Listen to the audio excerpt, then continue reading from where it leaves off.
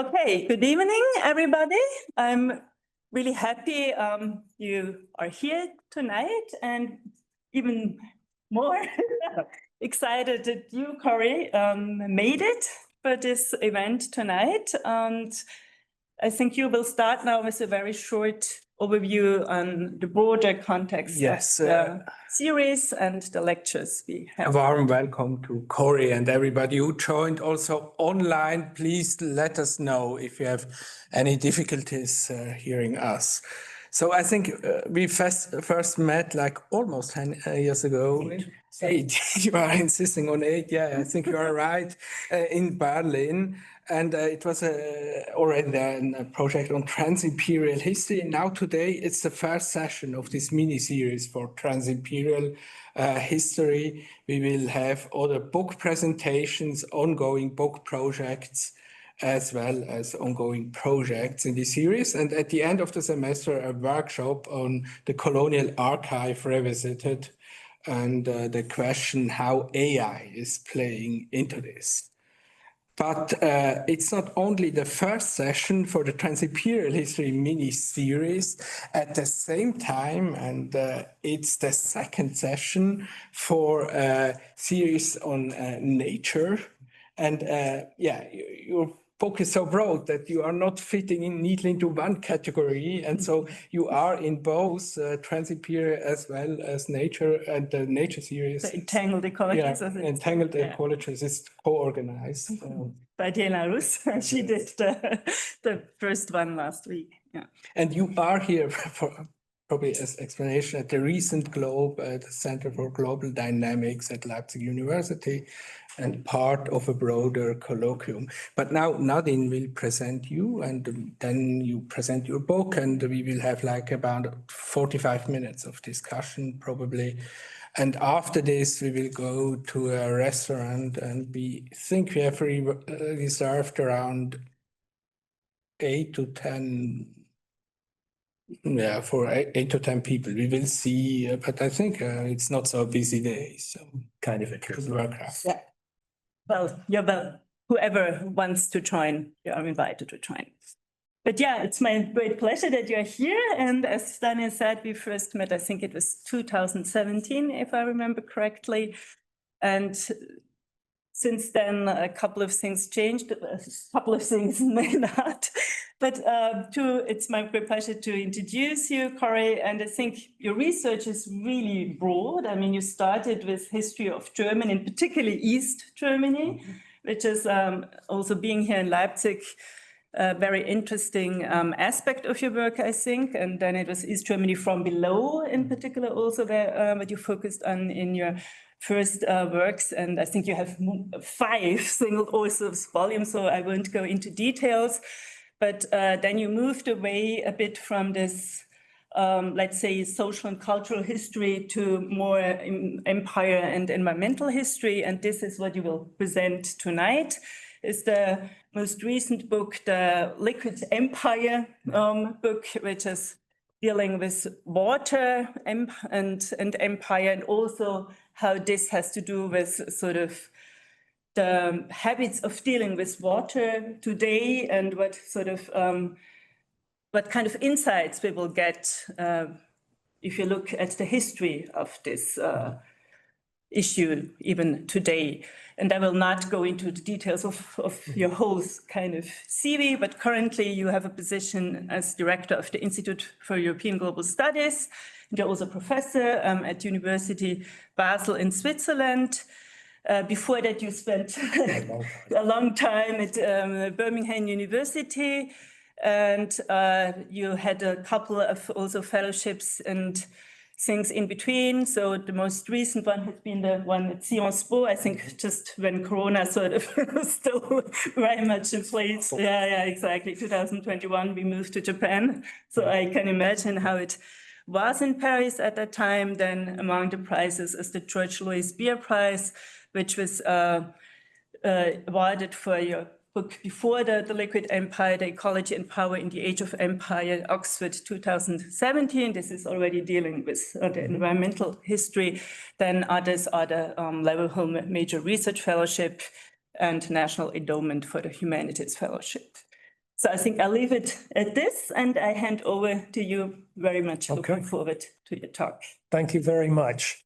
Pleasure to be here. I meant to be here last spring, but because of moving, something these two are quite expert at, because of moving and just there was no time.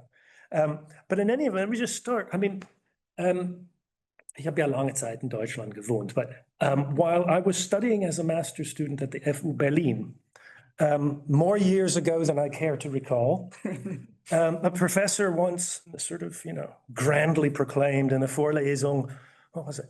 Meine Damen und Herren, die Geschichte kennt keine Anfänge, nur Entwicklungen. And so it has proven, and so it has proven with history books as well, because this book, unten links here, despite its cover design, didn't come out of the blue, so to speak, but developed directly out of what I had been doing. So Nadin mentioned my previous book, Ecology and Power, 2017. In that, I kind of sought to offer a really wide-ranging environmental history of European colonialism from the sort of new imperialism through the end, through about 1960. And it basically argues that modern imperialism is best conceived, thank you, not just as a social project with ecological consequences, but as a socio-ecological project in and of itself. And it mainly dealt, like most of the literature in this field, with land-based things, commodity production, conservation efforts, colonial development. But while researching and writing it, it became totally obvious that none of this could happen without water. Whatever empire builders in the 19th and 20th centuries sought to do, boost agricultural output, generate power, improve public health, controlling water was a necessity. And that's what brought me onto this book. Now, a couple of caveats. This is a liquid empire. This is about European empire. It's not about empire, but that's something we can maybe talk about.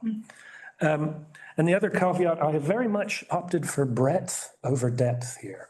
So if we want to go into details, please in the Q&A, but I just wanted to pull out a couple of themes. But first, because it's kind of hard to condense a book into a talk, maybe, or it is for me anyway. But maybe one question you're wondering about, what can water tell us about empire? Well, quite a lot, I would argue, for several reasons, right? One is political ecology, something you're probably very familiar with. But human interactions with water are intimately bound up with hierarchy and power. Who controls its flows, who controls its distribution, who can pollute it, who has to live with the pollution, is all shaped by social status. That's one reason. Secondly, water gives us a really powerful lens, but for examining imperial power and its limits, because it's quite contradictory stuff. The stuff of life, also a threat to life and property. It's culturally an object of veneration, but also of subjugation. And it operates on all these different timescales, right? Seasonal rhythms of monsoon rains, or really intermittent droughts or floods, and then you get these long-term processes like river siltation or falling groundwater levels, a major issue in parts of the world that this covers today. So water was never mastered in spite of all the rhetoric. And third, water links together many places and many activities. So, if you build a dam somewhere or you dump waste into watercourses, this impacts fisheries, it impacts water users downstream. If you build flood defenses in one area, it raises the risk of flooding in others. You can never pluck one part out without affecting other parts. So the history of water is just full of all these interconnections. And this last point actually helps explain, I'm doing this partly as talking about the book, and then I'll go into some themes. This last point I made about the interconnectedness of things helps explain the structure and contents of the book to an extent. Because instead of focusing on one particular water use, there's some great work on flooding in India. There's great work on irrigation in Egypt. I was trying to cover a number of things and look at how they're entangled together. Seek out to sort of tease out some of the linkages. You might be wondering, why then did you structure the book this way with different uses being the chapters, and that's a very good question. Basically, this was a problem I couldn't find a better solution to. There's no perfect way to think about how you get different water uses without doing maybe really tight case studies, which would have been another option. COVID got in the way, as it did with our research, many of our research projects, and killed quite a number of archive trips. But I opted to make the water uses, like for energy or for urban water or for fisheries or for flooding, whatever, the structuring principle, and rely on cross-referencing to do the rest of the work. But, you know, these things are all interconnected because after all, any water that gets wasted or that escapes human control, when it leaks or drains away, it ends up somewhere else. So the aim was to make this book about this interconnectedness of things. So in short, okay, I opened with the question, what does water have to tell us about empire? It has a lot to tell us about societies in general, not just empires, but how people use or abuse water, how they allocate it, how they conserve it, tells a lot about their relations with each other and their relations with the natural world. So what I'll do now is just discuss a couple of themes, a couple of examples, largely out of the book, that illustrate some of these interconnections between water and power in the age of empire, and in an effort to make this more relevant to more than just historians, maybe try and tease out some of the points that matter today. And I'll touch on three themes: state authority, territorial sovereignty, and climate engineering. And to keep it brief, I'll introduce each theme with a particular object. So here we go. Here's our first object. Could have chosen a load of water engineering objects from India, but this is the Ganges Canal. And when it was formally opened on the April 1854, it was the most ambitious hydroengineering project in the world by a long shot. Its main channel, 560 kilometers long. Its distributary channels, almost 5,000 kilometers long, and it irrigated over 3,000 square kilometers between the Jumna and Ganges rivers in northern India. And like all major waterworks in India at the time, it had two objectives: to make land more profitable and to pacify the countryside. That is, avoid unrest in times of drought and hunger. And indeed, these were quite frequent, right? The immediate trigger for the Ganges Canal was a quite devastating drought and famine in 1837 to 8. Not as devastating as the ones in the 1870s, but still a very bad one. Now, the Ganges Canal, like many of these types of projects, it was a quintessentially imperial project in the sense that it was about hierarchies, it was about state power, it was about all of those things. But typically, it was also an international one. To an extent, I think you could say a trans-imperial one, but also to an extent, an international one, in two ways. Firstly, it was part of an increasingly worldwide circulation of water knowledge, obviously, at this time. So the lead engineer, this dapper chap here, Proby Cotley, he traveled really widely to study different water schemes before finalizing his plans. He was particularly interested in the Cavour Canal preparations in northern Italy. In the end, though, the Ganges Canal was much larger than anything that had been built in Europe at the time. And in particular, this massive Solani aqueduct in the upper left corner, which was, broadly regarded as the greatest aqueduct that the world had ever seen over a huge monsoon river. And for a long time, the Ganges Canal was internationally celebrated as, to pluck out a contemporary quote, the greatest of its kind in the world. And it paved the way for lots more things. The world's largest irrigation scheme in the Punjab from the 1880s on, and various dams on the rivers of southern India. For instance, the Mettur Dam in the lower right, finished in 1934. For a brief period, about a year and a half, also the largest dam in the world. So all of these hydraulic works were really critical for making India the so-called jewel in the crown of the British Empire.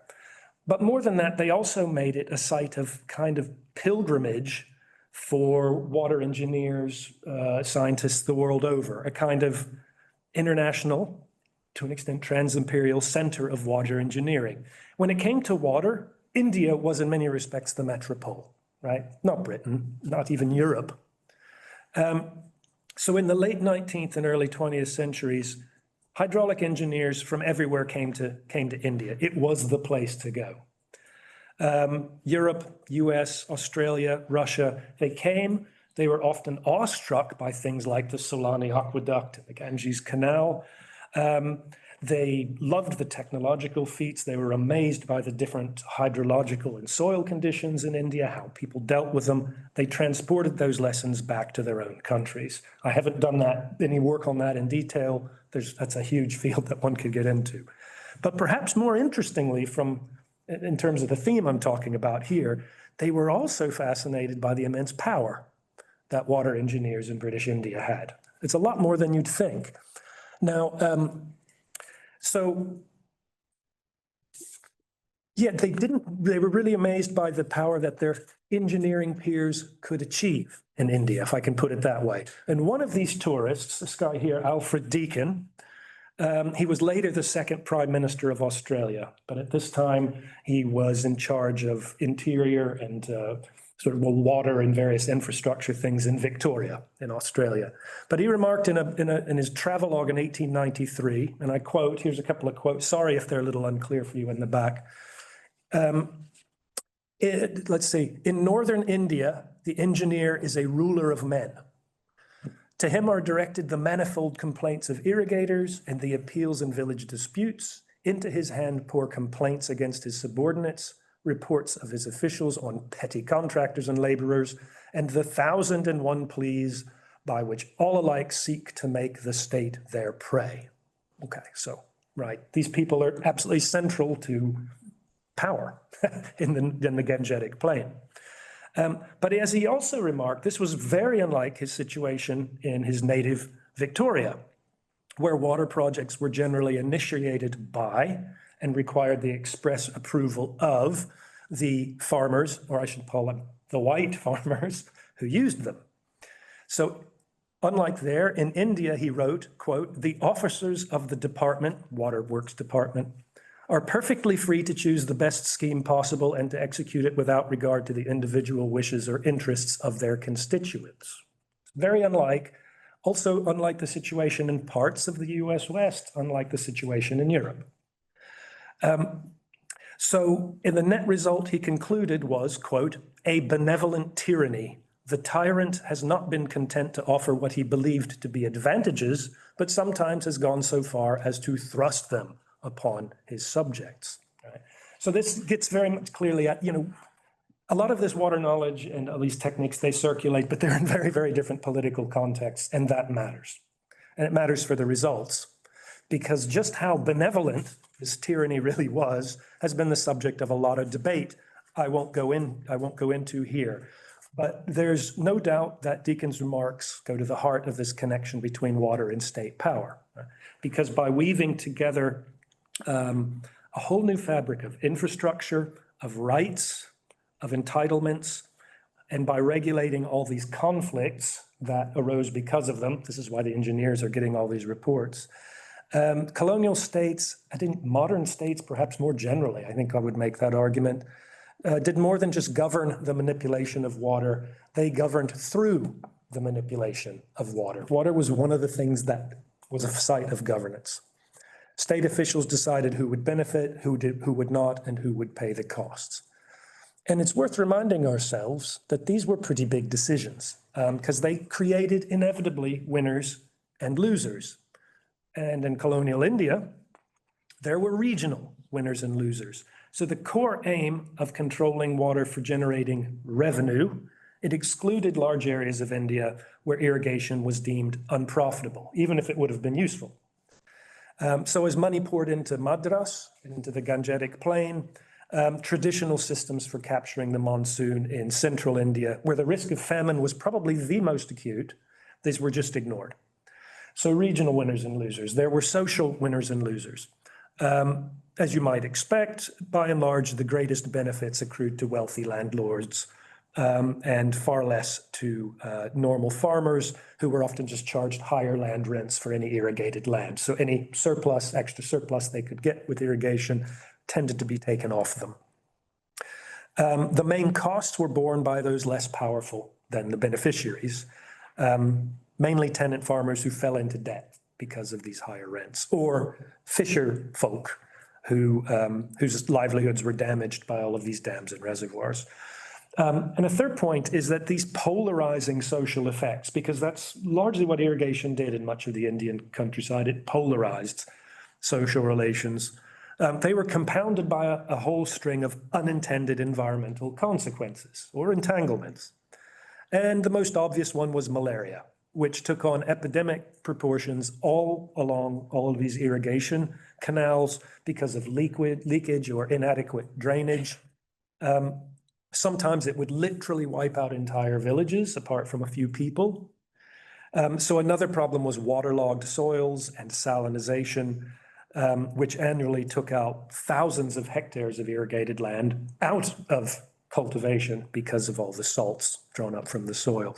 So there's lots of environmental own goals here, Eigentore, and they're a constant theme in the history of water control. And they illustrate an important point that colonial states, not just in India, were by no means, again, fully in control of water, but nor, for that matter, were any of their successors. Waterlogging, salinization, waterborne disease are still major problems in South Asia today. So too are all of the many conflicts between different social groups and between regions, between different states and federated India over increasingly precarious water supplies. And this, of course, illustrates another basic point, that even after Indians threw off the British rulers in 1947, they certainly did not return to an older relationship with water. Quite the opposite. As Nehru famously remarked in 1954, India's megadams would be the new temples of India. If anything, this whole technocratic, centralized, technology-heavy discourse was augmented after decolonization.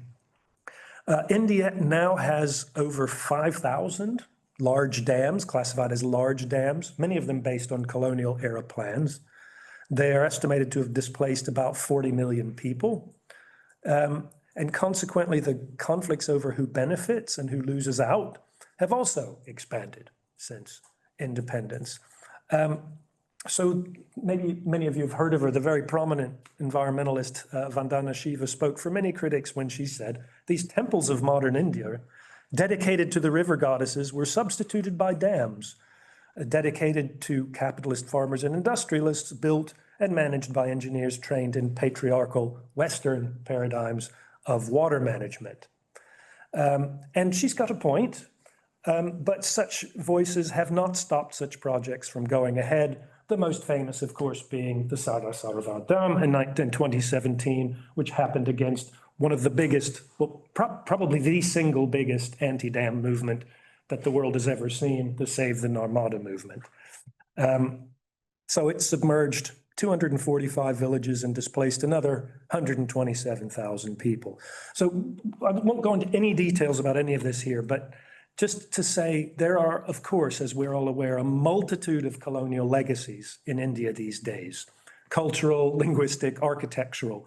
But this ardent determination to conquer nature, and in particular water, has to count as one of the most persistent, I think, and one of the most consequential. And right now, also one of the most important given the hydrological situation in South Asia.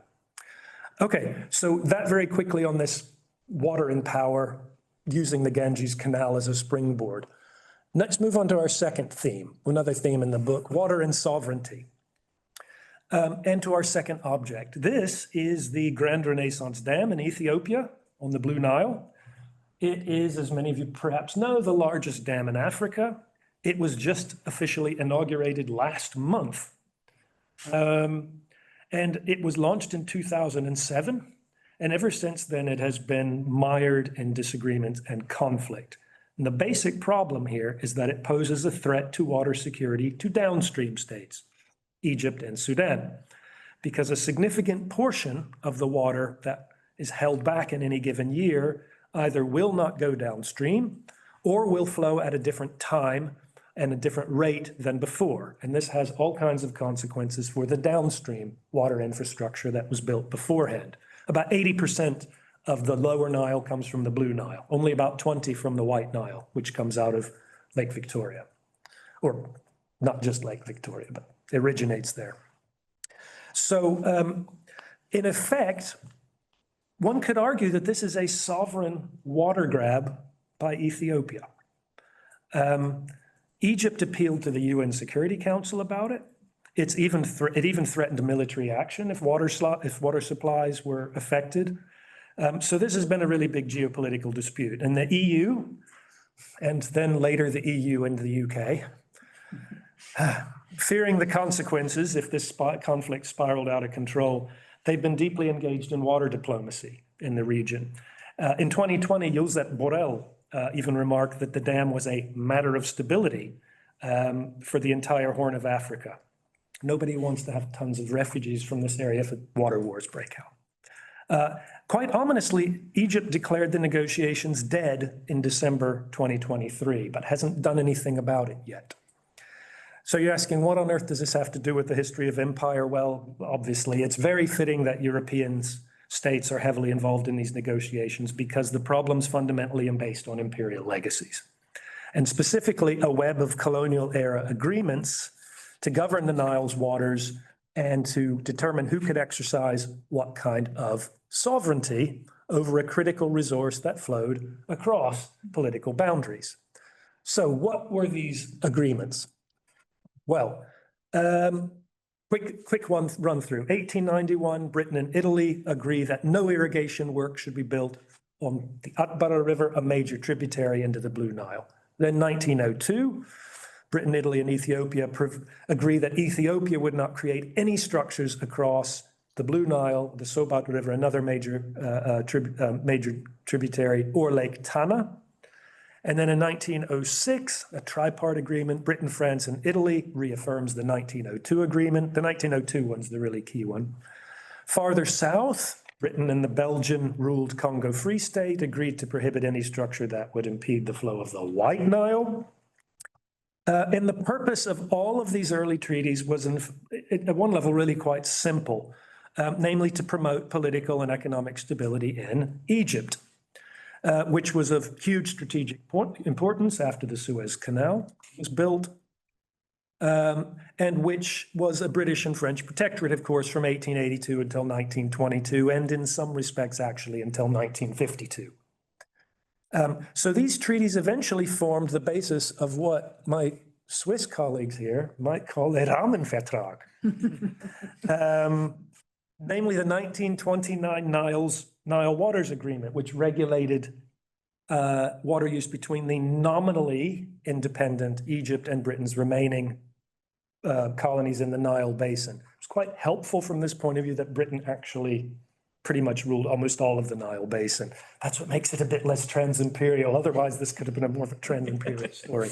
But anyway, out of an average Nile flow of 84 cubic kilometers a year, Egypt required sovereign rights to 48 of those cubic kilometers, Sudan only 4. And that left 32 just to flow into the sea. But it also gave Egypt the right to veto any water projects in British territories upstream. Obviously, this was extremely inequitable. It was even imperial in its distribution of Nile water. For several decades, though, the potential for conflict was lessened by this dominant position of Britain throughout the entire Nile Basin. But as more of the riparian states along the Nile achieved independence in the 50s and 60s, things got quite complicated. Post-colonial elites, like their colonial predecessors, continued to regard control over water resources as a key element of sovereignty. States everywhere do this now, they always have. But rivers didn't, of course, respect these new borders. So in 1959, Egypt, and now the independent Sudan, signed a new Nile Waters Agreement, which still generously assigned themselves the entire flow of the Nile, but it increased Sudan's share effectively. And in essence, this 1959 agreement allowed Egypt to build the high Aswan Dam because the reservoir extends into Sudanese territory, and it allowed Sudan to build a whole new series of waterworks above Khartoum. And this 1959 agreement, like its 1929 predecessor, once again completely disregarded any water needs, any water claims of upstream states. So the stage was set for some pretty big disagreements. Tanzanian President Julius Nyerere, he was the first of these upstream rulers to argue that these Nile water agreements from the colonial period were totally incompatible with his country's new status as a sovereign state. So according to his so-called Nyerere doctrine, all treaties signed by the British on behalf of Tanganyika lapsed on Independence Day in December 1961. Uganda and Kenya soon adopted similar positions. Ethiopia, which was of course never a formal colony, never fully recognized any of these treaties in the first place. We'll come back to that in a minute. But Egypt's response to the Nyerere doctrine was, and in many respects still is, that existing settlements remain valid in the absence of any new agreements. So if we don't make a new agreement, then there we are. Now, at the heart of these arguments lies a competing set of legal claims. Egypt and Sudan, on the one hand, have defended what they regard as their historic rights to the Nile's waters. Upstream states have asserted their territorial, not historic, but territorial claims to the water. So whereas the dry downstream states, Egypt and Sudan, deploy the legal language of appreciable harm. There's so much water law, and I don't understand it all, but appreciable harm is one of the absolute core concepts of trying to govern water between different users, that you can't do something that will cause appreciable harm. They argue that any reduction in water supplies would cause them catastrophic damage.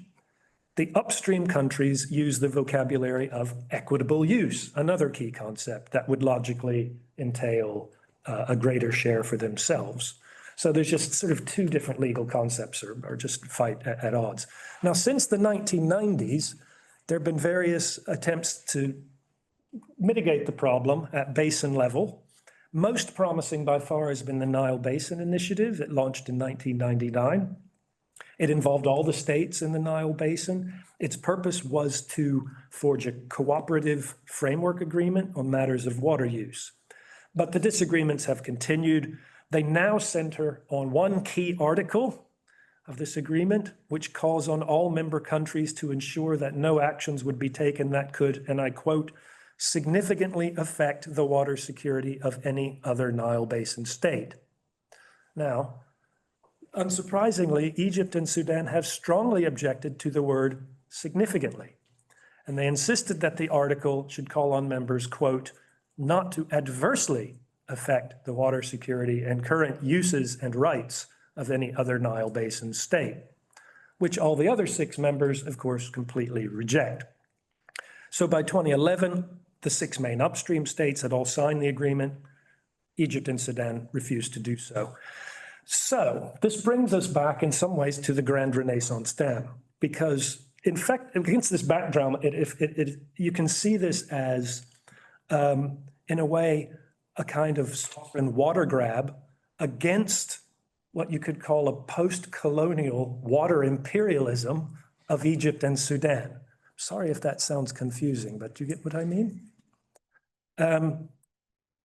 Because filling the reservoir, it started in about 2020.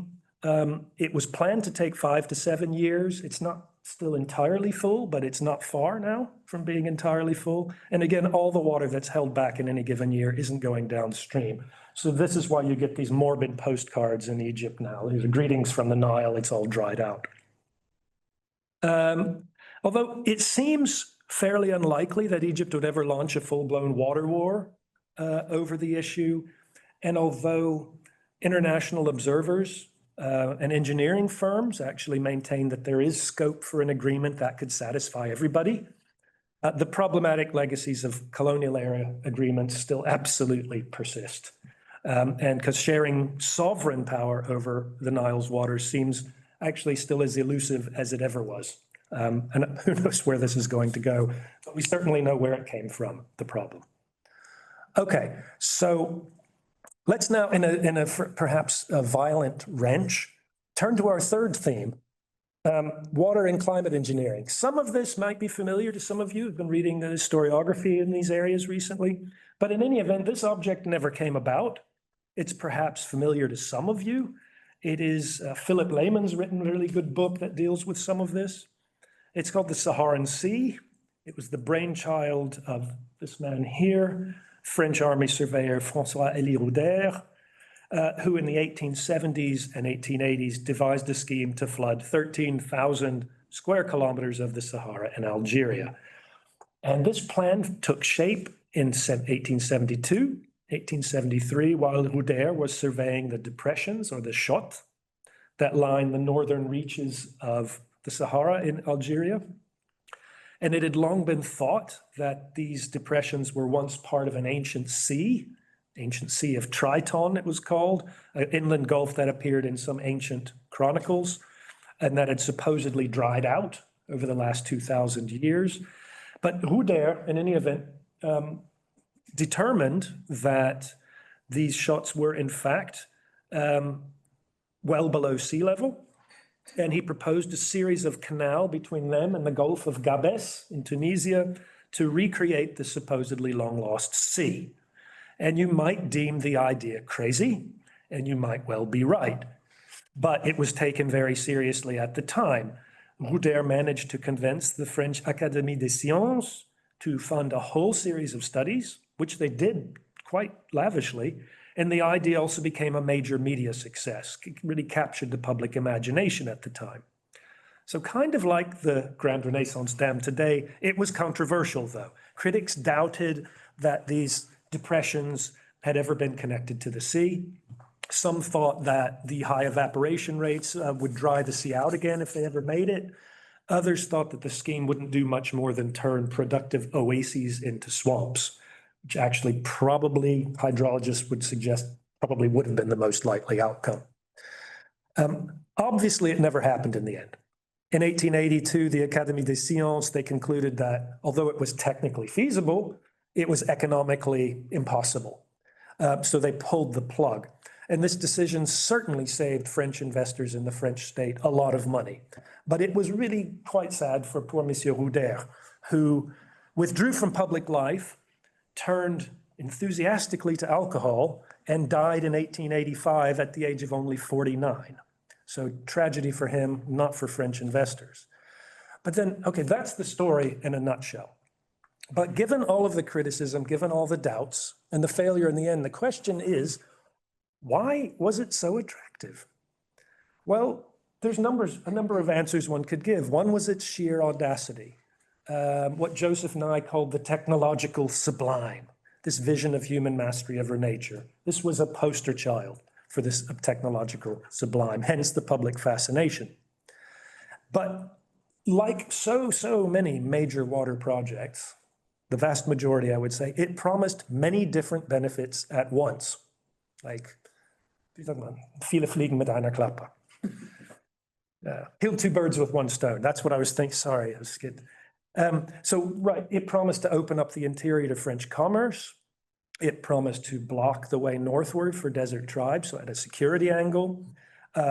Politically, that was important. It would demonstrate the benefits of French rule to local people. It would also display French technological prowess after the Franco-Prussian War. So there was an external foreign policy kind of idea, but arguably the most important effects would be environmental or climatic. Because according to Roudère, according to all of his backers, who included, of course, Suez Canal, Lesseps, Ferdinand de Lesseps, restoring such a large water body would significantly increase humidity and rainfall throughout the region, and would reestablish these climatic conditions that supposedly, so the big discourse at the time, would recreate this granary of Rome of North Africa before, so the colonial myth went, all these Arab pastoralists had come in and supposedly desiccated it. This was a really powerful myth that Diana Davies and others have written quite a lot about. But it was a total myth, but a powerful one. And it served to justify land confiscation and European settlement in Algeria. Now, contemporary understandings, I guess the point is that contemporary understandings of climate reflected colonial power relations, right? That's one thing we can gather from this. And another is that climate engineering efforts are by no means a recent phenomenon. They actually have quite a long history. Now, so at one level, it would be, here's another map. It just gives you a sense of scale. You can see in blue where the shots would be. Up here is the Lac Le Mans, so Lac de Genève. So this is a pretty big water body we're talking about. Now, you might just say, disregard this. It never happened. It's a history that never was. But it's worth paying attention to. Because it testifies first to this enormous technological optimism during this high age of empire. It demonstrated also a common perception of African lands as a blank canvas for engineering designs, with little or absolutely no thought to what locals actually wanted. But it's also worth paying attention to because it never all entirely went away, at least not the ideas and impulses behind it. There were calls to revive the plan in 1911 and 12, and again in the mid-1950s during the Algerian War.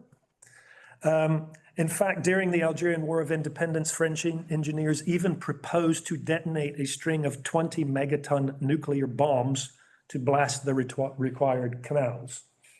Yeah, I mean, Gabriele Hecht's about, idea about French and the nuclear fascination, it was there too. As late as the 1980s, Algerian and Tunisian governments commissioned a Swedish study that concluded almost exactly the same thing the Académie des Sciences did 100 years earlier. Technically feasible, economically silly. But the Saharan Sea wasn't the only idea along these lines. Now here's an example of trans-imperial copying. In 1870s, a Scottish engineer named Donald Mackenzie sought support for a plan to flood what he thought was a large desert depression in the western part of French Sudan. But unlike in France, this idea never got very far with British officialdom. For various reasons, I think the main one simply being they just were much less willing to invest as much in the colonies directly. But this was just as well, given that these depressions that he found were in fact mostly above sea level. So, in 1919, the geologist Ernest Schwartz proposed a scheme to divert two major rivers in South Africa into the heart of the Kalahari Desert to counter the effects of desertification that were threatening white South African farmers. And this was widely supported until the 1940s, despite being disapproved of by government scientists who said it would never work. And there's a great recent book on exactly this scheme that came out last year by Meredith McKittrick. And ever since 1927, there have been calls to flood the Qattara Depression, kind of like these other shots, in Western Egypt to generate hydroelectricity, humidify the climate, create new agricultural land. And many of you are probably familiar with Hermann Zergel's Atlantropa scheme of the 1930s, which was the grandest of all of these ideas. Now, of course, none of these grand ideas have ever materialized to date, but such plans still exist, and they're actually quite serious. The most likely to happen is the Transaqua scheme, otherwise known as Lake Chad Replenishment Scheme. And it's the brainchild of an Italian engineering firm called Bonifica. It's been pushed by international backers ever since the 1970s. It has a current price tag of around $50 billion. But the idea is that it would dam all of the Congo River's right side tributaries from the Koto River. It's kind of hard to make out on the map, from the Koto River southwards. And it would carry all of this water north via about 2,500 kilometer canal, which would, of course, solve lots of problems again, generate hydroelectricity at several points, irrigate maybe a little bit here and there at several points before emptying into Lake Chad. So its basic purpose is to prevent Lake Chad from drying up as a result of population growth, of irrigation draw-offs, and of course, especially climate change in the Sahel. And like François Hélirouder's scheme, I would suggest the project claims to provide, again, these numerous benefits, right, rescuing Lake Chad, creating new industrial towns, offering cheap inland transport, humidifying, and also humidifying the climate in parts of the Sahel. That's what its backers also claim, which, so the argument goes, will create more jobs, or at least maintain jobs for farmers and fishermen who have been recruited into armed groups like Boko Haram and Islamic State due to the effects of the shrinking lake. So it's promising to solve a whole bunch of problems. Now, China's been interested in Transaqua for several years. In 2020, Romano Prodi actually urged the EU and the UN to provide finance, which, to my knowledge, they still haven't. And that's probably because there's so many disagreements surrounding it. There's disagreements about loan interest payments, about the scale of profits for engineering firms, about how much input local people will have. And there are also concerns about environmental and social risks. The African Development Bank, for instance, worries that it will essentially just grab water supplies from the DRC or the Central African Republic and the Congo Republic, none of which can really afford having water taken away. It also fears that exotic fish species could move into Lake Chad and kill the remaining fisheries there.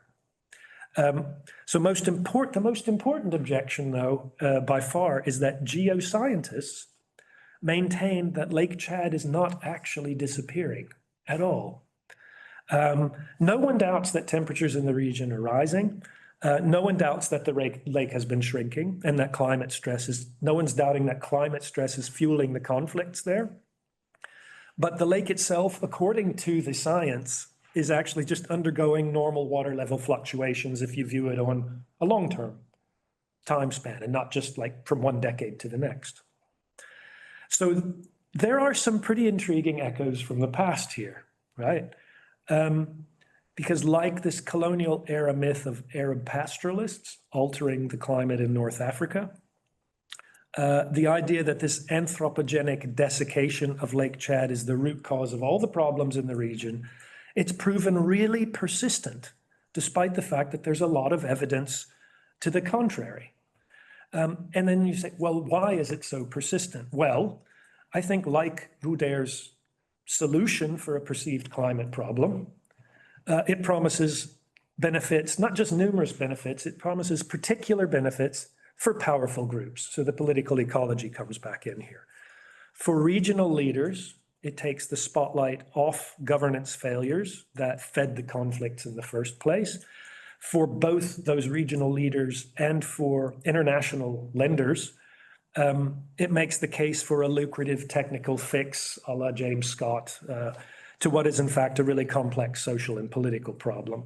So as critics have warned, the danger of Transaqua is that it will at best divert attention from the complex nature of these conflicts in the region, and at worst, it might just provide opportunities for corruption. It might exacerbate the region's economic or environmental and conflict challenges. So we have to wait and see if it'll ever get built. But indulge me for a bit of a silly thought. I thought, what would François Hélirouder make of this? This is anyone's guess. I have no idea. But surely a few things he must think if he were to be able to see this. He would see much that's familiar. The fascination with grandiose water projects, the dream of climate engineering through massive water transfers from one region to another, a very strong tendency towards optimism bias with big project design, by no means unique to water projects, but also Africa serving as this palimpsest, this blank slate on which non-Africans inscribe their own kind of hydrological visions. I think at the very least he would say, that looks kind of familiar in strange ways. And anyway, at any rate, enough about that speculation. Let me just come to some concluding remarks quickly. Now, obviously, the structures, the ways of thinking forged in the imperial era continue to shape our world in lots and lots of ways. But I think they're in no other place are they clearer than in the realm of water. We see this in the export of engineering technology and capital from wealthier parts of the world to less developed regions. We see it in global hierarchies of water knowledge and expertise. We see it in the authority to decide who controls water, who reaps the benefits. And in recent decades, we also see it in intensifying efforts of powerful states and corporations, by no means all Western ones, to secure water resources abroad, particularly in sub-Saharan Africa, also in Southeast Asia, to an extent in Latin America. Whether this is to circumvent the ecological limits that their own territories place on their economic growth, or to produce water-intensive goods that they can't do at home. And in the process, state agencies and companies from China, from the Gulf states, from Singapore, and elsewhere, they largely are following a script that was in some ways written during this high age of European empire, defining water resources as idle or as underused, enclosing them on that basis, building centralized technological systems to control them, and then casting it all as a contribution to economic development. And at the most fundamental level, these legacies of empire kind of persist in assumptions and prevailing attitudes towards water as this thing to be conquered for human purposes. And the consequences are unmistakable. You know, over the past century, global water use has risen sixfold. That's actually quite a bit more than global population increase. This transformation of natural waters into economic resources has been hugely beneficial for us. Food, energy, industrial output. But in the process of creating all these benefits, it's also created huge vulnerabilities. Societies have grown, and this everywhere, have grown ever more dependent on fragile hydrological systems that are already under strain and will be further stabilized by climate change. And here the front line is really parts of the global south and places like, you know, inland China, Australia, the US West, they number among the front lines as well. Because water is and has always been the medium through which climate change makes itself felt directly, right? It's not really so much temperature, though in cities it's often becoming that too. But it's usually through floods, droughts, shifting rainfall patterns that we sense climate change. And in this sense, our relationship with water kind of imperializes a broader trajectory of natural resource use since the age of empire. And it's a common story right across lots of resources. Rising human needs, demographic and economic, generating new dependencies on resources, and those dependencies in turn intensifying efforts to control these very same resources. And it's a kind of self-reinforcing spiral. But nowhere are the dilemmas or dangers of this spiral of dependency more stark than in the realm of water. And to state some very obvious things, I mean, fresh water is kind of, you think about it, it's kind of the ultimate constraint. It's indispensable for pretty much everything human societies do. But it is under immense pressure, it's finite, and there are, unlike even coal and oil, there are no substitutes. So many of the societies most acutely trapped in this dependency dilemma, from Egypt and India to much of southern Africa, they first became heavily reliant on intensive hydraulic engineering in the age of empire. And they continue to have to make difficult water choices on those foundations, institutional foundations, infrastructural and ideological foundations laid down in large part during the colonial era.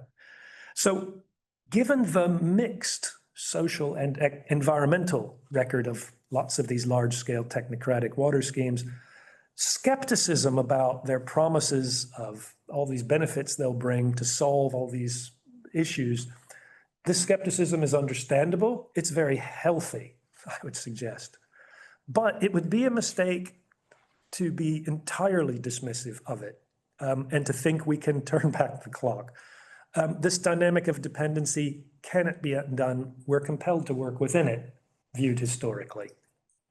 So here I will tip my hat to my former colleague at Birmingham, Frank Hukutter. Many of you are perhaps familiar with his big book on Im Strudel, right? And his concept of a vortex.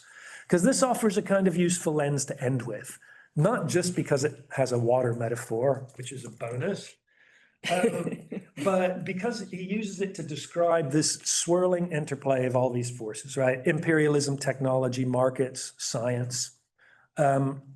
Sometimes they're aligned, sometimes they're in conflict, but they're always in motion. And the metaphor reminds us that water policy, climate change, public health, social inequality, power differentials were, and they remain, inseparably connected. And that interventions in one of these spheres is going to affect the others. And this vortex idea also warns us against expecting any linear progress or stable equilibria in the field of water. Climate shifts, demographic pressures, political changes have long transformed how water is used. They've transformed by whom it's used, and they'll continue to do so. And yet, despite all of this structural turbulence, human choices still matter a bit. People, institutions, and societies, as it were, they swim in this vortex insofar as they can. Sometimes they can make some progress, sometimes they're swept along by the current. But from a historical perspective, I guess, and this sounds a little bit depressing, but I've often pushed on this by people in like engineering or economics, like, well, what's the solution? Well, what do you do? What does it mean? The task before us isn't to, and this is just a vague answer for now, we can get into it in the discussion if people want. It's not to imagine an escape or a return back to some previous state, even a pretty recent previous state out of this vortex. It's really about learning how to navigate its currents without drowning ourselves or others. So it's a story of a bit of a lock-in. So on that uplifting On that note, thank you so much. Yeah, thank you so much for this really big picture and the three sort of themes you navigated through. So the floor is open. Any questions, comments, remarks from your side? Otherwise, Apologies, I know it was very broad, but if anyone just wants more details or even just content, just. yeah, Elisabeth. Thank you very much for this very sweeping talk with lots of fascinating examples. I'm wondering about the imperial legacies. I mean, you seem to use imperial and colonial kind of as a synonym, and you did give us a disclaimer saying, okay, it's only European empires. You could even narrow the disclaimer, give another disclaimer, tell us it's European empires after the Industrial Revolution. Yeah. It is, yes. Yeah, so, and this is the question here. I mean, China did all of the above without imperial legacy. I mean, yeah, you could say they had some colonies or semi-colony and semi-colonial, but I don't really buy it, to be frank. You know, these were really at the limits, and China was always sovereign. Yeah. And when the colonies were there, it didn't do anything. You only, it started to do some engineering there. Oh, do you mean in the treaty ports and things? Is that? Yeah, and China too started itself, but this was more a function of the idea of modernity, this technological fix, high modernity. I mean, you mentioned James C. Scott. And then when China was then in the 2030s, this idea of a developmental state, capitalist development, then took off, but of course got nowhere because of the Japanese invasion. And now we know what China is doing. I don't need to repeat this. The water diversion project is that they have dwarfs anything in the world. So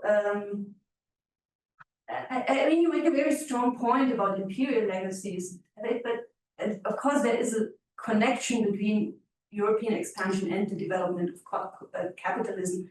But for these places, it seems to be just an accident. That it was the colonial powers who started this development stuff, because the local powers wouldn't have had the wherewithals and means to do it, or at least they were not in power anyway. But so I'm not sure why you make this point so strongly, especially since you go into the sovereign era, into the post-colonial era, and you emphasize again and again that these states do the same, and the Chinese now do the same in Africa. So everyone is doing the same, and since everyone is doing the same, I don't see why this has anything to do with colonialism as such, except in the very broadest sense that capitalism and colonialism kind of are co-evolutionary. Yeah, so yeah, that's very sorry for this long. No, that's okay. If I try to sort of condense the point you're making, if you're saying how much am I is the question sort of how much am I claiming this is unique to colonial settings or post-colonial settings? Oh, I would say no, not very. And I'm pushed on this often, say, oh, what about Russia? And so, well, yeah, the Russians did a lot of stuff. What about the US West? Well, yes, of course. I mean, and in fact, though, ever since the 1980s, what the US, particularly federal government, was doing in the Intermountain West was very much about empire building, but in a different format. It was not about. Yeah, of course, but that was after the. Though people often think that was the beginning of integrated basin water technology, it wasn't. It was actually the Punjab in British India. But yeah, that became the model. That became the global model, indeed. So I'm not claiming that everything.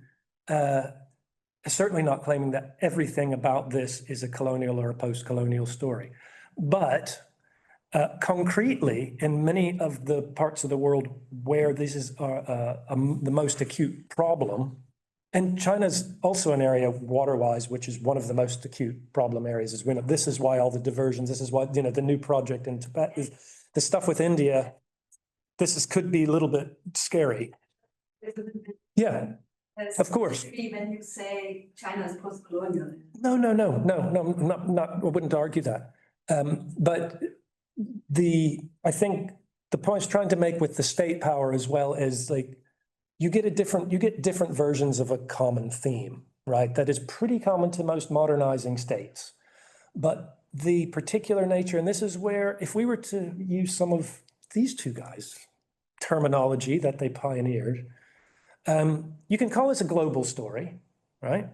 But if we really want to look at, well, how do things like massive power inequalities, massive social inequalities, based on legal difference, based on racial difference and things like that, how do they structure the way in which these dynamics function in particular places? This becomes a trans-imperial story rather than a global one, at least in the context I was looking at. But I would be the last to claim that everything here is unique to colonialism. Absolutely is not. In fact, in the book, I make that very clear that there's parallel things going on elsewhere. Yeah. So I would basically largely agree with what you're saying, but say in some of these concrete cases, the post-colonial does still matter because so many of these things, they're based on land and water use, literally laws from the colonial period.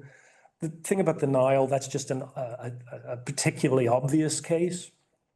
But, throughout India, the longest running water dispute, I think, in the planet right now is between two southern Indian states, because back in the old days, it was sort of between Travancore and Madras, and it was about dam building and who had how much water.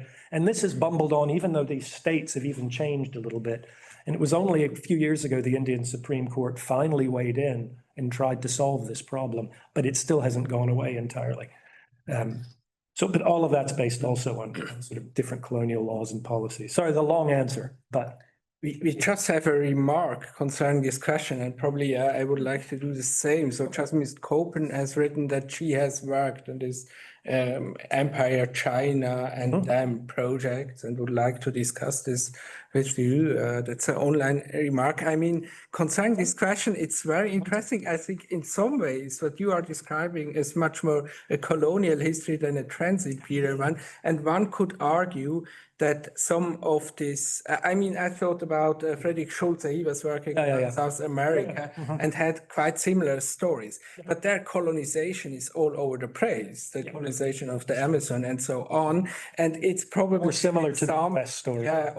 Of colonialism without empire. I mean, or there are these circumstances, or without imperialism, where you mainly have an inner colonization, internal colonization, and just wonder if this could be helpful.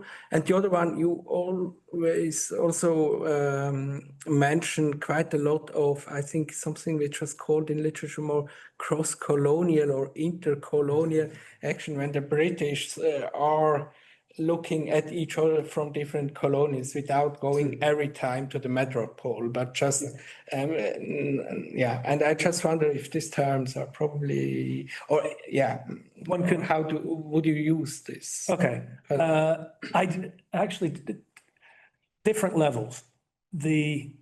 What is, I think, truly trans-imperial here usually is, right? It's kind of an easy trans-imperial history to write as such, which is the circulation of knowledge and things like that. That's the easiest and that's the most obvious way in which it's a trans-imperial story. And I do mean imperial in that sense, because again, it's not just about circulating knowledge that, scientists and engineers are happily doing this. It really is, I mean, the deliberation, the intent behind it is to dominate landscapes in often dry areas that are at the margins of state power, and it's about creating hierarchies to do so. This is one reason the Russians were interested in it, and it's part of the reason why engineers from around other parts of the world are interested in what's going on in India. But then other elements are absolutely more colonial or just intra-imperial stories. Particularly, so much of the British stuff is because India is just so complex. It has such large rivers. It has so many different topographies. It has different climate zones. It has different soil types. That pretty much half of the world of water engineering you could probably see there at the time, right? Things that were quite like stuff they were doing in Switzerland, and things that were quite like what they were doing in Egypt. And it's all right there. So I would argue, borrowing much less from other empires than people are borrowing from the British, but only because of India.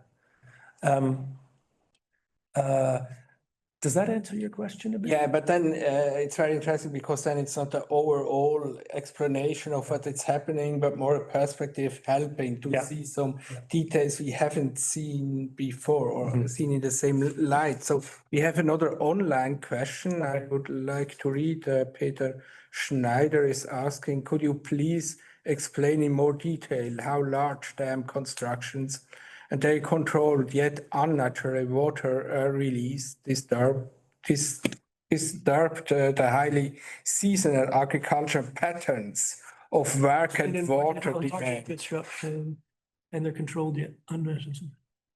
Okay. So how they disturb the people living there, basically. Okay. Well, there's a whole lot of there's a lot of complexity there because it depends on what your dam is trying to do. And that's one of the issues here. That's one of the problems with all of these projects is that they're promising, the standard back then. I think now it's more difficult to get away with since the World Commission on Dams report, which caused a lull in dam building for a while, but it's now coming back up, which basically said that dams almost never fulfill what they promise. And back then it was even more so. So usually it was, you're going to have irrigation, great. Navigation, create canals, power generation, and water for industry. You can do all of this stuff. Well, no, you can't. Because if you're you can, but then you can't do anything well. Because if you want to generate power, the idea is you keep the water as high as possible and you spill it over in a way that creates the most energy. Of course. But that's not keeping the water at its absolute height. And it certainly doesn't like the idea of drawing the water down in a dry season, which is what you need for irrigation. Then you can't generate any power at all.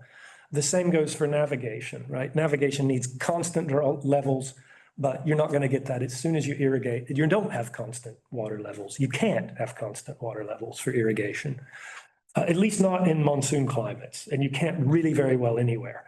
So these different uses are always a problem. Now, so depending a bit on which use you're talking about, let's see, like for irrigation, in some ways that can, depending on the type of irrigation. Now, if you're just trying to hold up floodwaters and make them spread better than they could naturally by having a big dam that pushes them to the sides, as it were, onto other land that's too high for water. That's what happened a lot in southern India and in parts of the Dutch East Indies. This doesn't actually mess with local hydrological systems that much. It doesn't negatively affect farming that much. It doesn't negatively affect fisheries that much. You're still getting seasonal pulses. But the moment it becomes perennial irrigation, then you're messing with the seasons. So fisheries, I mean, fish they respond to seasonal flood levels, and that's where how they lay eggs. That's how they migrate. The moment you build a dam on a big river like the Koveri in Madras, anadromous fish, that is like salmon, any fish that live in the sea and then swim upstream to reproduce, forget it. You can build all the fish ladders you want, but at the dam that size, you're not going to get a fish ladder that's going to work for that. So fisheries are messed up like that, and downstream agriculture is often messed up by either perennial agriculture, if they're not or irrigation, if they're not part of the irrigation scheme, they're farther downstream. Because again, you're not getting the seasonal pulse of floodwaters that usually bring silt and fertility to river tracts, and farmers rely on that. And the worst of all is power generation, because then you don't get any seasonality at all. And the worst literally the poster child example for how not to do a dam is the big one, Cahora Dam, that is written about by the Isaacmans in Mozambique, which it completely wrecked the lower Zambezi farming because there's no more annual flood, and it's caused a lot of hardship there. So it's for those types of reasons why, if you're reliant on seasonal pulses, which a lot of farming in delta regions is for fertility purposes, for fishing, for things like that. You can't do it with a lot of this infrastructure unless it's incredibly sensitive to downstream users' needs, which in the colonial period, it was anything but. Apart from a couple of exceptions where the entire point of a piece of infrastructure was to serve a delta, but most times they didn't. Sorry, long answer. So we have next one, Jürgen Dinkel, I think. So thank you. I have a short remark and a question and remarks. During your talk, one of the last James Bond movies came to my mind, and I recall the movie where somewhere in South Africa, a villain tried to grab all the water, and James Bond had to stop him, and then he destroyed his whole infrastructure. So that's a really James Bond. Strange. I don't know this film. Maybe I should watch it. So came and built this dam, and it was seen as benevolent and whatsoever. And now in our popular culture, it's the British agent who has to stop the villain to grab all the water. I don't know, does anyone remember? Okay, I'll have a look. Anyway, my question, you showed us on the slides, you showed us Nasser and Nair, and fighting somehow over water and the field. Yeah, this one? Yeah, this one. And I was wondering if there is also a different story behind these two pictures. Because both Nasser and Nair were great advocates of Afro-African Asian solidarities, first in the 1950s, Nasser, and then of non-aligned solidarities in the 1960s, and then Nasser declined and was overthrown, and then it was the rise of Nair, who became one of the major leaders of the non-aligned movement.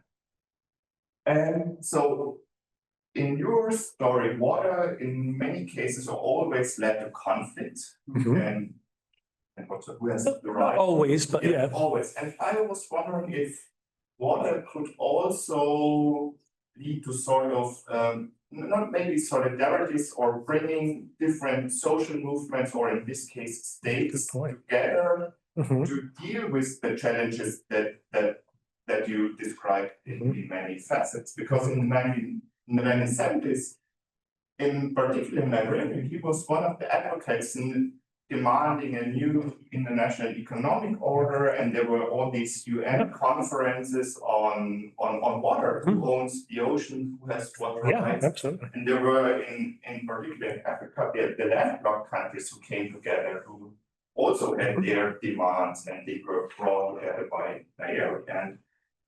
And I could add more and more. So I was wondering if you could also include in your story water not only as a resource for conflict, but also water, and that would, with all sorts of metaphors, work really nicely.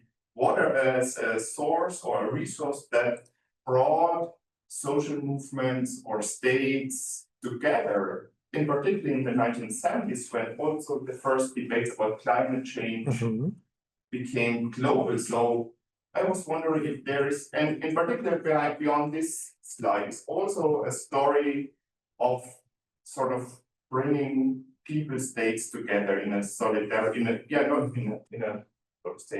an Afro-Asian solidarity way, but you know what. I know what you mean. That's a really good point. Thank you. I guess I would say, even in conflicts, you have solidarities, because it's not as if Nyerere was alone. And as I mentioned with this Nile Basin initiative, you get a lot of solidarity between the upstream states. When it comes to water policy, they're very much working together. And Sudan and Egypt, well, this ever since the colonial period, they're just absolutely like twinned. But for water as a kind of, you're right, the emphasis here I've placed here is on conflict. Or at least on Konfliktstoff, right? But yeah, water as the basis for new forms of solidarity. Fluid solidarities. Yes. I mean, look, I pass. I mean, I haven't looked into that much. I think where you would see it is exactly in the types of forums you were talking about, new international economic order. I would find it there. And it's not, though, as if all of the conflicts here are insoluble or that there haven't been successes. Another example one could have used here, but maybe too familiar, is the Indus Water Treaty, which is held since 1960 and is sort of between Pakistan and India, and is, regarded as just about probably the most effective resource sovereignty sharing agreement in the world. Which has even held up despite in the midst of 5 wars between India and Pakistan. That treaty held up. And in fact, one of the things earlier this year with the recent few battles between India and Pakistan that was so worrying is that this was the first time since 1960 that India turned the taps off again, which was not a good sign. But it seems like that we're past that now. So there are plenty of instances where that solidarity is there. Another good example, though it's a post-colonial example, doesn't have much to do with this, it's the Mekong Valley. That really works quite well. Apart from now, Laos has gone a bit rogue. Vietnam was out during the Vietnam War, and Laos has gone rogue. But for most of the period since about 1958, that's functioned also very well. But I know what your question is getting at, something different. It's like, can water actually generate new forms of solidarity? And it's just not something I've looked into, but it is an intriguing question. So, sorry, it's not much of an answer other than good point. Next book on it. So we have 2 questions now from the Zoom audience. Mikko Toivonen could go first. And hello, Mikko. Yeah, and then Davide Martino. Yeah, thanks, Corey, for a great talk. I was most interested in this question of the transfer of knowledge, the exchange of knowledge, especially between empires. And I was quite wondering, how do you sort of see it how does the knowledge actually move? Is it in people? Is it embodied in people? Is it on paper? Is it in machines? You mentioned this one guy British guy who goes on like a study tour, but then also there are presumably engineers who sort of have careers in different empires, like across different empires. Yeah. But then there are also exchanges between institutions, universities, so on. That's where knowledge moves without the people moving with it. And so I was wondering, what do you see is kind of what are the most important channels for exchange of information in this field? I wanted to ask about projects and the work that the concept of project does in your book. As an early modern historian, I'm familiar with the literature on projecting and this idea of the projector as a figure who maybe was at the root of some of the functions that we later assigned to engineers. But do you think the project as a word and as a concept can help us understand some of these? You refer to them as objects in your presentation when you were talking about these different downs, for example. Okay. Let me take Miko's question. I suppose the balance depends a bit on what period you're talking about, but where I mainly see it, it's partly in people. They do a surprising number of study tours, in spite of the fact that most of this exchange is on paper, right? And it seems like it's which group. So if you're talking about people who are crunching the numbers, and there's a lot of this that goes on because these water engineering formulae, I mean, not for building the objects, but literally for calculating, what gradient you need with however many cusecs of water. So exactly what gradient will give you what speed of water flow with how much head or reserved water at the top. And if you get that slightly wrong, your whole canal won't work. It will scour out at the bottom. It'll deposit silt somewhere else. That's all pretty much paper, right? And that's actually sort of key. It's almost like the software that's allowing all this to happen. That the exchange, as far I can see, it's on paper. But when it comes to actually seeing engineering works, I won't go to projects now, engineering works in context, and actually engineers, like particularly leading chief design engineers talking to one another, or people who are involved in water policy, that is to say, like Alfred Deakin, this later Australian Prime Minister, who are very interested in, what makes a project work, according to what criteria and according to for which groups. They did a surprising number of study tours. Now, you could say that's the people, because there is this circulation of people, but then they wrote it up and the paper got circulated around. I don't think that the people exchange was nearly as important. Well, maybe I wouldn't say nearly as important. It wasn't as important in my experience from what I've seen in the source material as it was in areas like, say, colonial agriculture, or let alone things like forestry, where you really get people moving all around. There isn't a water Buitenzorg or Deradun equivalent to quite the same extent, anyway. Though the closest thing would actually be a college not far from Dehradun. It's in India, but I just don't see the visitors from other empires going through there in the same way that you do at a place like Buitenzorg or even Dehradun. Interestingly, though, within the British Empire, there's lots and lots and lots of movement that's well documented and well known. Everything and all of the engineers who worked in Egypt were all trained in India. And many of them had worked in Mesopotamia under informal protectorate auspices. So there you get people. Sorry, that was a long answer, but those are the media through which that goes. David, projects. I'm afraid I just have to answer you to say, no, I have not thought of that. And I would have to think about your question more to give you a decent answer, because if I simply try to come up with one now, it would be BS. So the good thing about this answer, it's a short one. We still have two people in the room, and I will probably now close and Nadine also wants to, but probably let's start with Nadine together with Forest. Yeah. Thank you so much also from my side. Wonderful talk.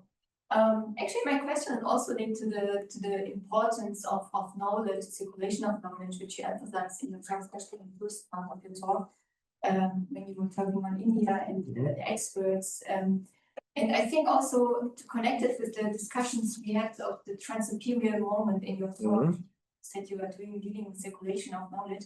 So I think what I missed in or made the trans-imperial moment in your talk more stronger is to include the local expertise. I mean, how far did they actually also consider and conduct the local expertise, especially when they were also like facing challenges, like so you said, like dealing with the monsoon and so on and so on. So how far was there also? I mean, of course, not on the same level, but how far there was still an exchange. You're talking local, meaning indigenous knowledge. Indigenous Yeah. Okay. Okay. All right. And forest. That was literally my question. Wonderful. That's efficient. Well, then I have 1 minute left. Was how much also were there anti-infrastructural movements against these local, or as you said, indigenous communities, or was it? I mean, of course, that's getting into the complexity of the imperial project, but was there a big pushback because these systems were huge, huge. Yep. So if you had come across them, Probably now. Okay, then I also add, yeah. So I had 3, but I will be very brief and just narrow it down.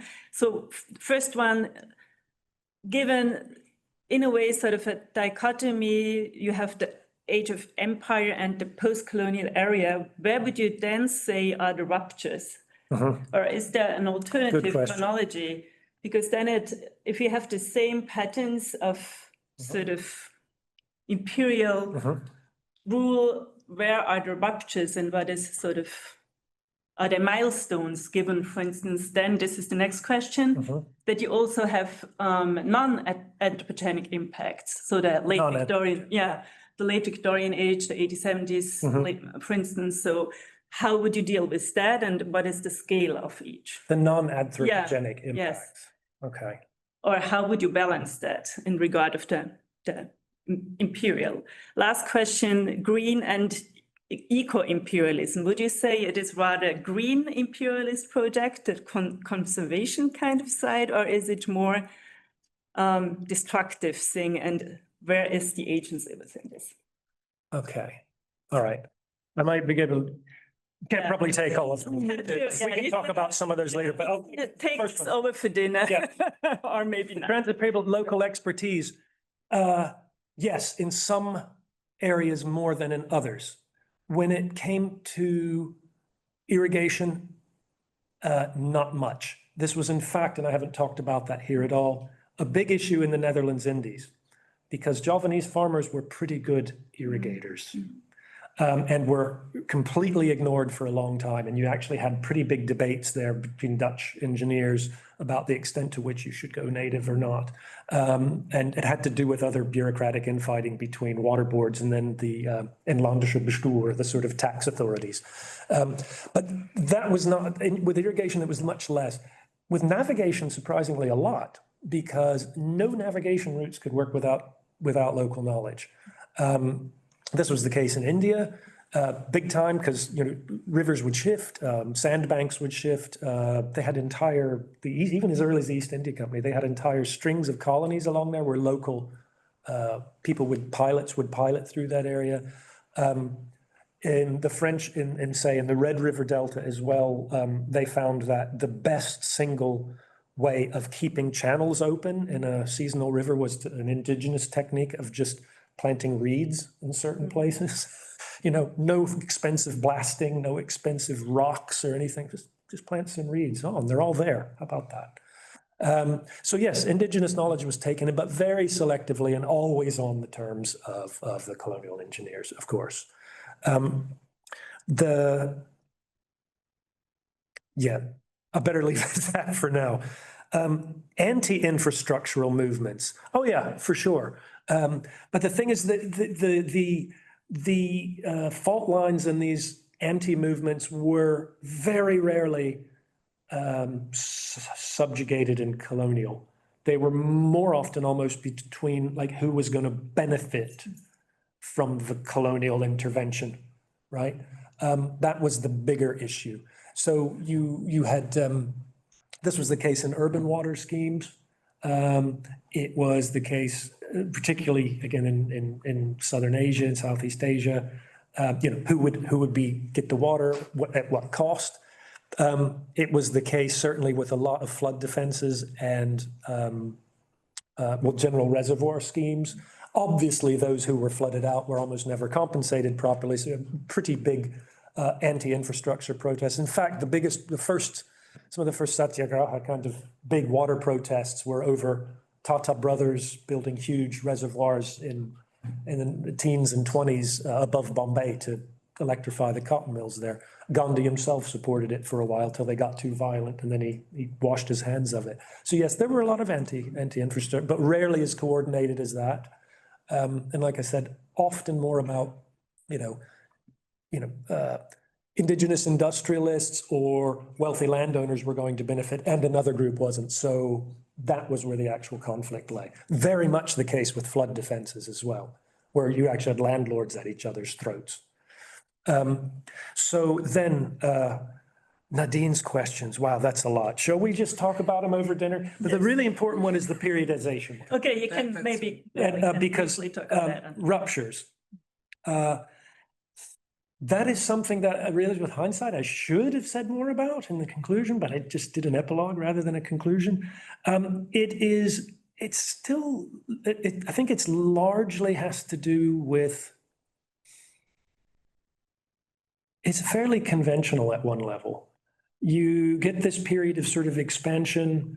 They're going out looking for all of the sites where you could do a big new water scheme that would, sites that would lend themselves to an irrigation scheme or a new reservoir, something like that.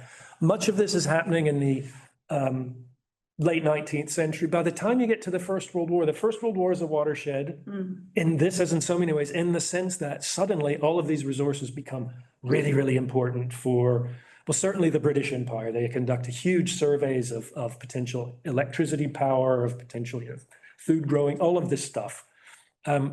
So they're not looking at, okay, that in a sense made it all less about going out and finding new things to do and more about generating the scientific data that it would allow it to happen.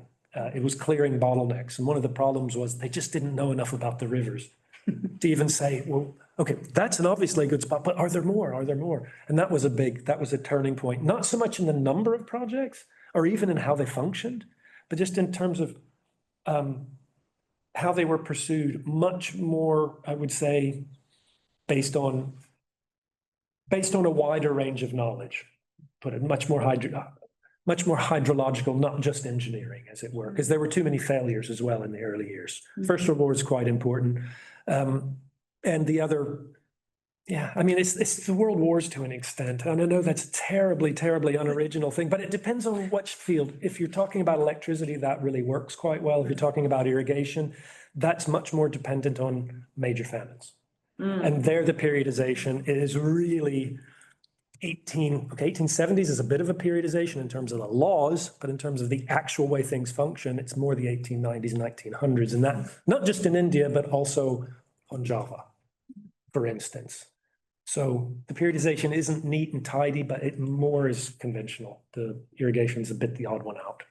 Does that help? Yeah, it helps. So I think, of course, unless it's urban water, in which case it's all the usual periodization that actually functions everywhere else. It's the bacteriological revolution, right?